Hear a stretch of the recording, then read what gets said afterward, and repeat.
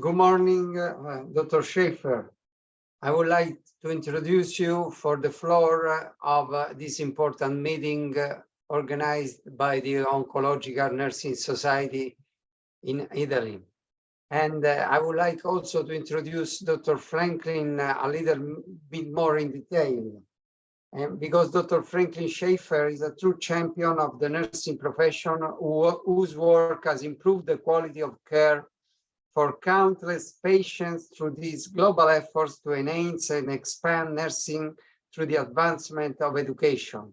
This was said by the Academy of Nursing President Kenneth White when Dr. Shaffer was nominated a living legend for the American Academy. This is one of the most important recognition in nursing worldwide, and we are very proud to have him today. Dr. Shaffer's career trajectory has improved the lives and image of nurses, whether through academics or work in sectors outside of mainstream nursing. From travel nurses to migrating and foreign educated nurses and refugees. He dealt with the immigrant people for many years over his career.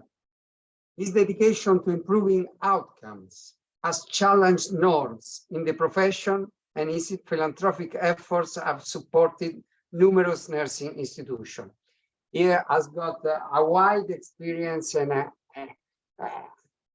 with many institutions, not only in the US, but worldwide.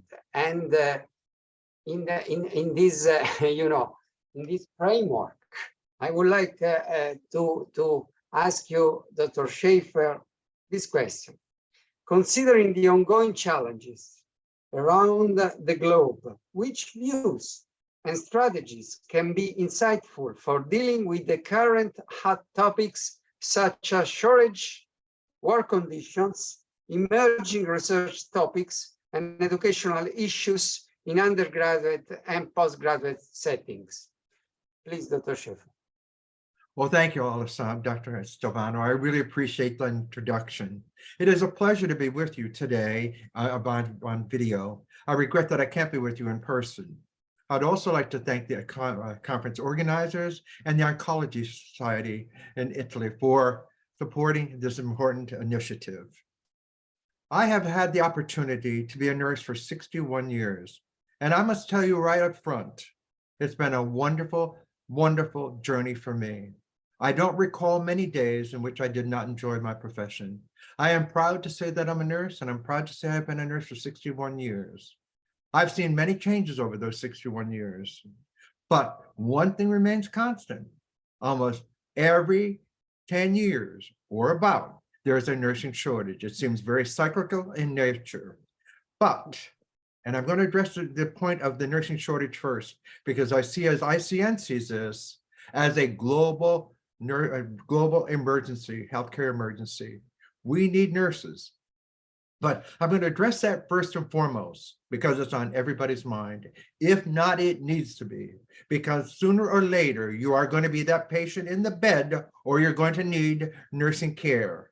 And let's hope that there are the number of nurses caring for you that you need, and that the nurses are prepared educationally, clinically, and competently to give you the care that you need. We do have a nursing shortage. It's not the first one, but what's different this time than all the others is that it's global. Almost every country of the world is feeling the pinch. Let's look at some statistics.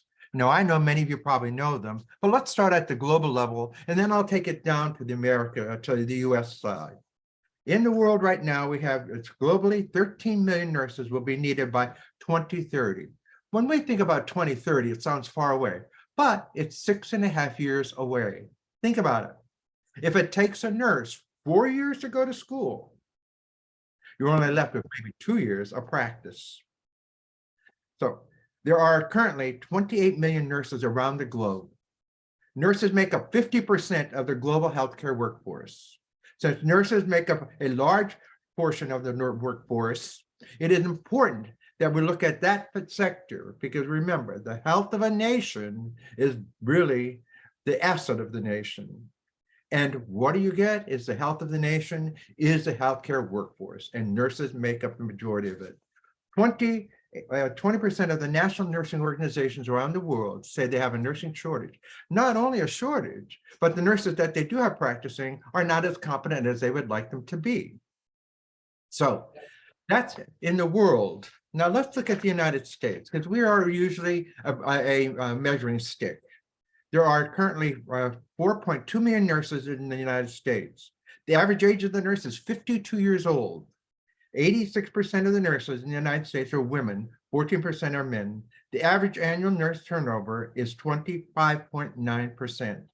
In the United States, we have 15% of our workforce made up of foreign educated nurses.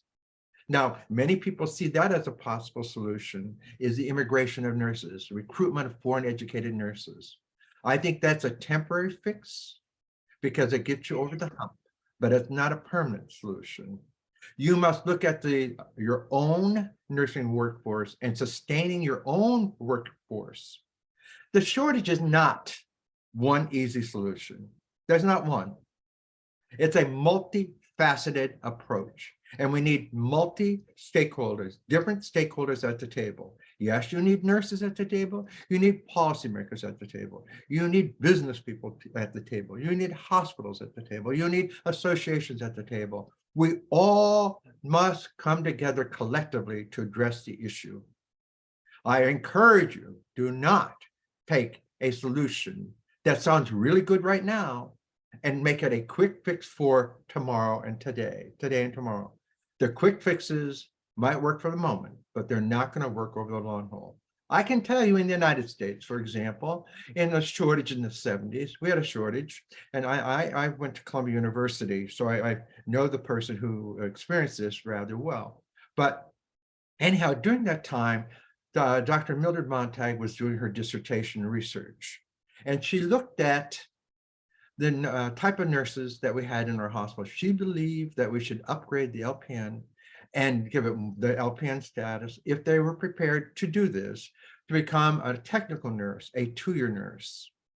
And we would have a technical nurse and a professional nurse. However, that did not turn out that way because we had a nursing shortage, and some of the powers to be took this as a possible solution and turned it into another registered nurse. So today we have registered nurse entry at the diploma school, which is the hospital school, but most of them are associate degree today. And then we have the associate degree, which is a 2-year program, and the baccalaureate degree, which is a 4-year program. So you can become a nurse in one of those 3 ways. You take one exam and you're all expected to do the same thing. It is not a solution. It wasn't a solution then, and we've faced problems over the years, and I think we still are facing the problem. We can't expect someone who's educated at the 2-year level to be doing the same thing somebody who's educated at the 4-year level, even though the nursing curriculum is 2 years of the program. So I'm saying to you, as you look at the world in which we live in and the problems we face relative to the nursing shortage, don't take a quick fix. Be thoughtful, be deliberate, have multi-stakeholders at the table, and ensure that the solution is going to sustain itself over time. Look at just alone the international educated nurse. When we had the COVID pandemic, I predicted that there was going to be a nurse tsunami, migration tsunami. Countries of the world were going to realize they were short of nurses, more so now than ever because they experienced the pandemic. Yes, nurses, yes, countries of the world today are scrambling to get more nurses, and they're doing it through a quick fix they see as internationally educated nurses, to the point that we're taking from the poorer countries to the richer countries. That's always been the case. And yes, nurses have the right to migrate if they so desire. But I encourage you to take a real good look, and you as a country should take some responsibility to ensure that you're not taking from what the World Health Organization has outlined as the red countries and the amber countries. Those are the countries where they have the least number of nurses to care for their own people of their nation if you recruit from that country. I encourage you to look at that and make sure if there is any foreign nurse recruitment in your country that none of the recruiters are taking from the countries that are in the red zone or the amber zone. Green is different, so take a real good look at those. Also, I would encourage you to, if you are involved in international nurse recruitment, take a look at what's going on between the ethical recruitment of nurses and the ethical recruitment practices. In 2010, the World Health Organization created its WHO code for international ethical recruitment. CGFNS had the Alliance for International Ethical Best Practices. They differ in some way because CGFNS has the upward approach from the nurse up to the organization, where the WHO is from the organization down. I would encourage you to look at both of them and possibly employ both of those and see if you are involved with the WHO code. The WHO code is strongly recommending bilateral agreements, and they've been studying this now, and I've had the opportunity to serve on their expert panel for a number of years, where they're looking at, if you take nurses from this country, what do you give in return? So it can become a win-win for both countries. Look at those bilateral agreements. There are a number of them that are being very successfully implemented around the world. One of the first agreements that we recognized was the trade NAFTA agreement. This was the first time in the history of the world as I know it, that nurses became part of a trade agreement. Today, we are essential to most trade agreements when it comes to healthcare. But if you look at the ASEAN countries, if you look at the EU countries, there are trade agreements. There's agreements between countries and groups of countries that come together, such as EU and such as ASEAN, where they have agreements, the way they recruit, the way the nurses are accepted and practiced. So two things: look at the WHO code, look at your bilateral agreements, and make sure that you are not recruiting from the red line countries.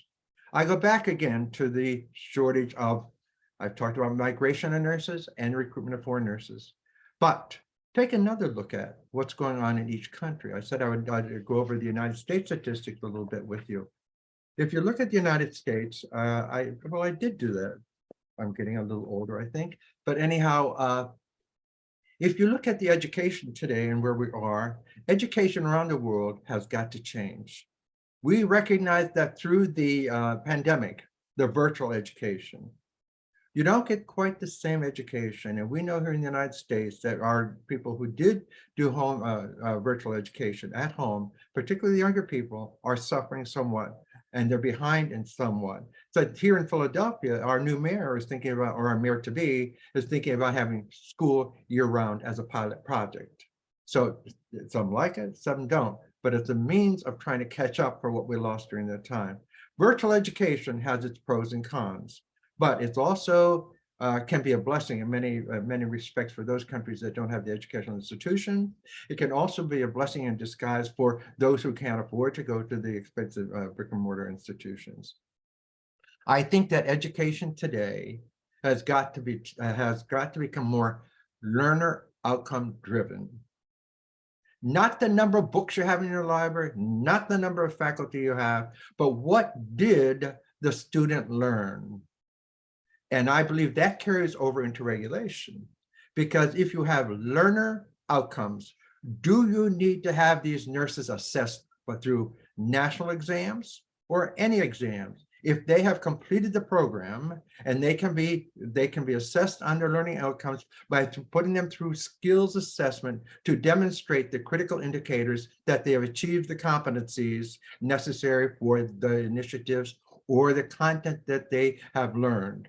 I question whether we need to keep having the number of exams that we are giving people.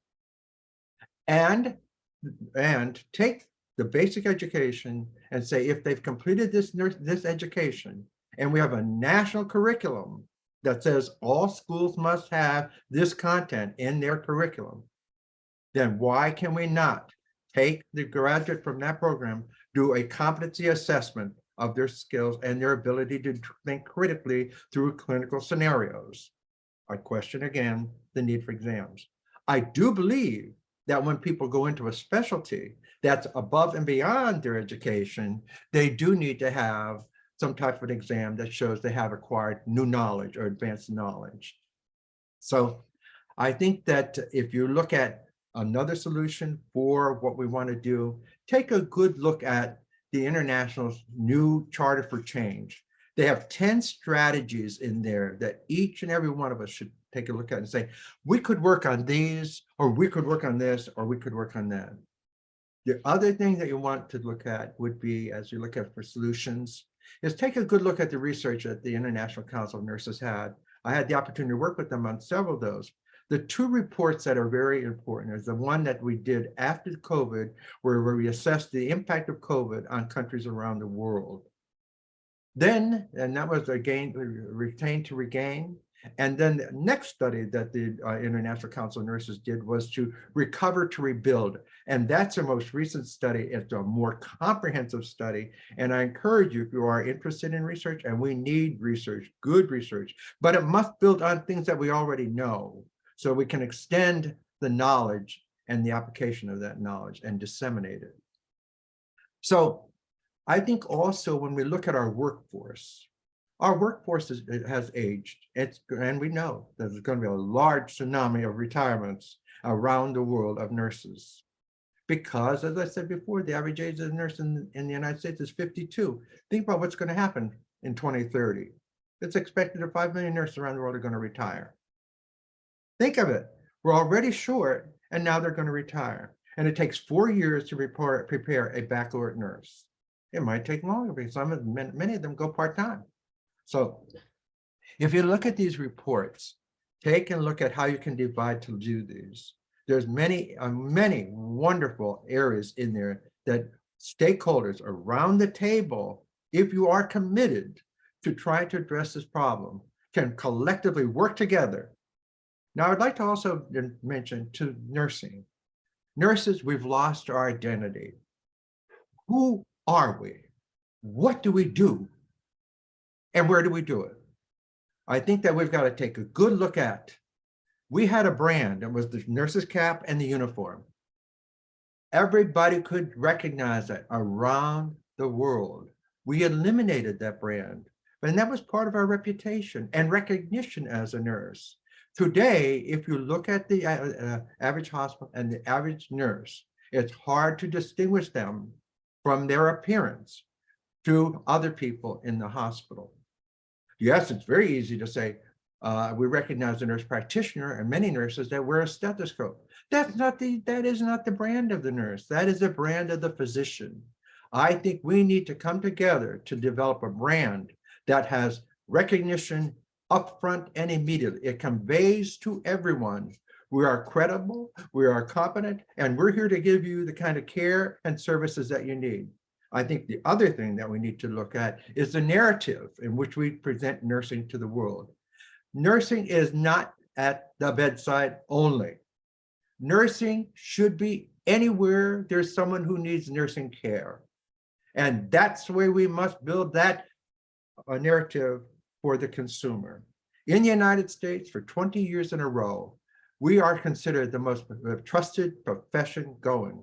Now, if we take that trust and we come up with a brand, and I don't think the brand should be designed just by nursing alone. I agree that I really recommend that it be a stakeholder brand so all can recognize it and support it.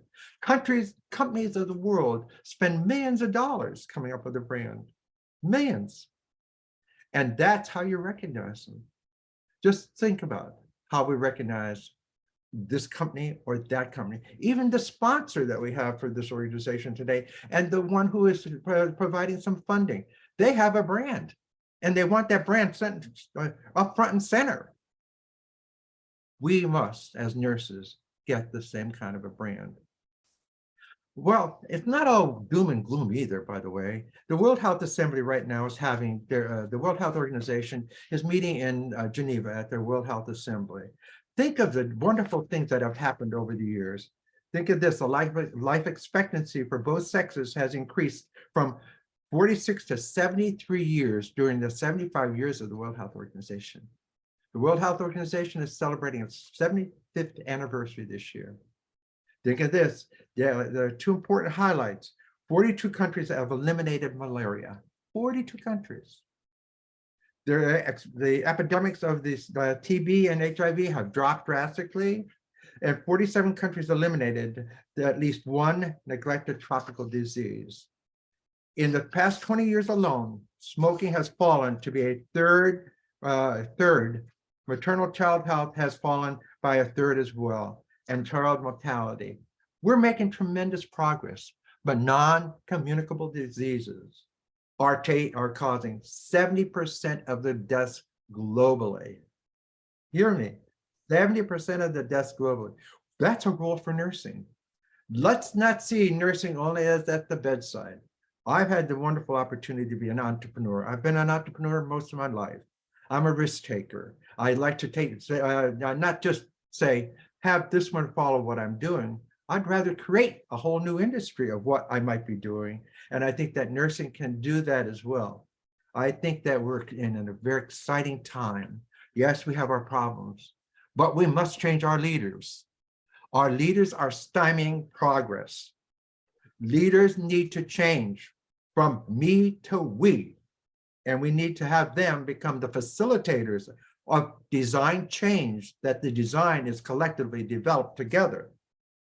If we do not think that way, we're going to stymie innovation and creativity, because most innovation fails because fear of being intimidated or not being appreciated, or someone chastising you for what you did, or someone not appreciating what you did. And many people encourage their people to be innovative and creative and try new things, but they don't use it. So do you know what the person who is really in that category is thinking? I'm not valued. Yet you want me to do this, but yet I'm not valued. Also, I would encourage you to think about the digital transformation. Most digital transformation, many digital transformations are not achieving the expectations that we wanted. Why? We're not funding sufficiently. 2, the IT team is not competently prepared to do what they're doing. And 3, it's not seen as an organizational initiative. It's seen as an IT initiative. We must take nurses in our hospitals and in wherever they're practicing and create a means for them to become digitally literate, digitally competent. And I know that some of us have centers around the world where we might be able to do immersion programs for nurses to become digitally competent. The world that we live in today, if you are not digitally literate and competent, you're going to be left behind. And I believe that the nurses of today, if you look at the average age, many of them are not digitally competent. And I believe that they're still basing a lot of what they do on their practice of experience for years. Forget it. That was yesterday. Your experience in tomorrow is not going to count as much as it did yesterday. We want people who are quick, flexible, and adaptable for tomorrow, because you're going to have to change. The world in which we're living is moving very, very quickly, and it's going to speed up in spite of us. I do recommend that nurses understand artificial intelligence and learn to say and get at the table, how can we design programs and services that can help us expedite what nurses do? For example, we look at telehealth, and then we look at how successful it was, particularly in the pandemic. Then we look at virtual care and how successful that's going to be. I think that we run the possibility of the care being done virtually and the caregiver in another country. Yeah, you're right. And that's not that far in the future, because I do believe that the whole and for artificial intelligence is going to help us usher in a whole new era of assistive technology that will help do some of the things that are routine and that nurses could have delegated to others. And I think that if we are at the table and we're thinking brilliantly like we have over the years, we can help design that future, because the future is up to us. It's the way we design it today that we're going to live it tomorrow. I encourage you, Don't take quick fixes. Be deliberate, thoughtful in how you address this. I encourage you to look at the number of nurses, how they're prepared, and how they're distributed. If we look at what the number, what they're doing, and if they should be doing that, or should we be delegating the off to someone else, that we might not need all the nurses we think we do. We might need better prepared nurses doing what nurses need to do and have the regulatory authority to do what they should do.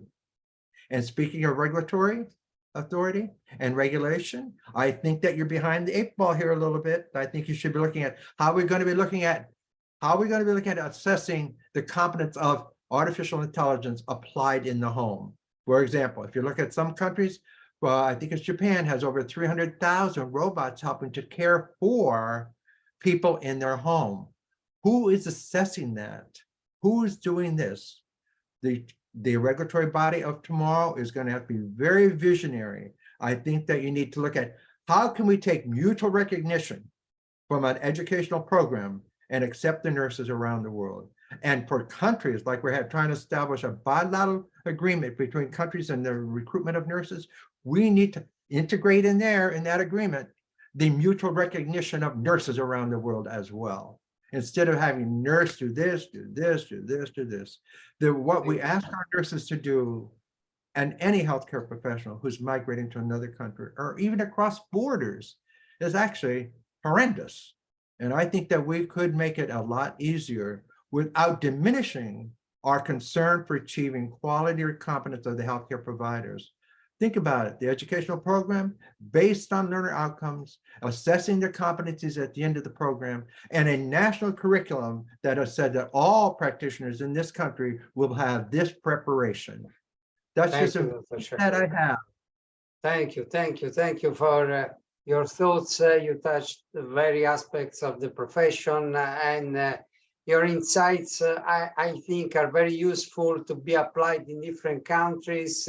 And in Italy, we need some of your enlightened thoughts, and we will really acknowledge you for your ideas and for entrepreneurial attitude, and not just to say as there is a quick fix for everything, but the problems are complex and they need to be worked out with the complex initiatives. So thank you very much, Dr. Shaffer. Thank you, Dr. Savano. But I'd like to say one thing. Remember, it's a small world after all, and it's getting smaller every day. Thank you. Yeah. And we are going to develop the new brand for nursing. Thank you so much.